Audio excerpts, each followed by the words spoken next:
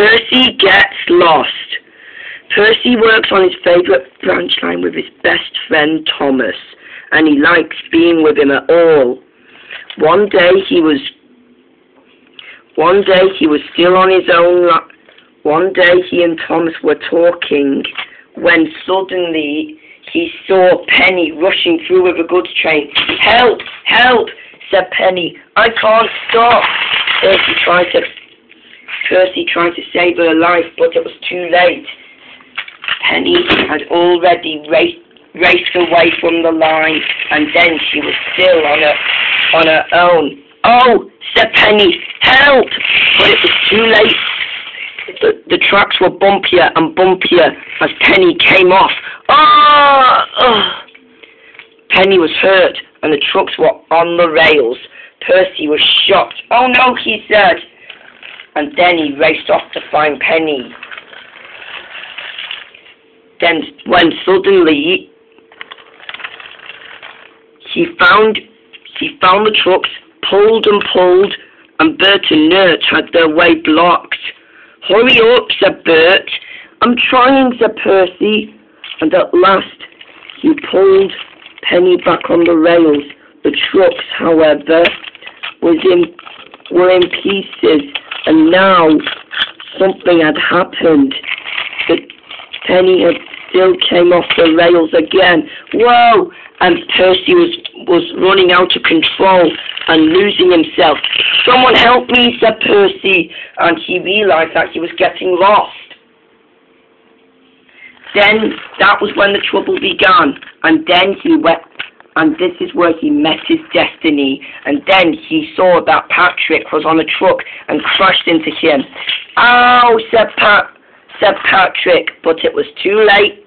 Percy was gone and got lost for the rest of the time. Night came, and finally Penny was back on the rails and had to go to the works to be mended, and Bert and Nert, the twins, finally set off once more on their journeys.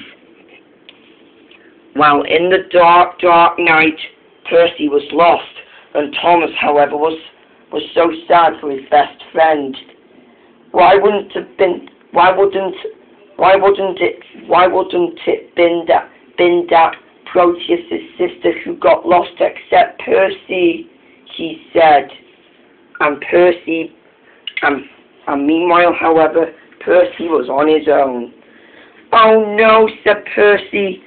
He was still in somewhere where he doesn't truly understand. His driver and fireman were gone, but not for long. Not for long. Diesel and a new diesel engine approached him and buffered up. "Here you are, my apprentice," said Diesel, "a piece of scrap for you to take to the bucket full of lava." And he buffered up to Percy. Diesel and his apprentice took him to his destination, where he meets his death. And at last, and then Percy was gone. "Bye-bye, engine," said his apprentice. And Percy realized where he was going. He was out of control. He was out of control and going on a moving track. "Oh no," said Percy. "Someone help me! Stop!" But the moving track wouldn't listen. He was about to fall down, and then it stopped. "Whoa," said Percy. But finally, who someone even saved it was Peter Sam. He took Diesel and his apprentice away into a siding and got Percy out. "Thanks for saving me, Peter Sam," he said. "I thought you weren't here." And then Peter Sam was. He took Percy back to the sheds.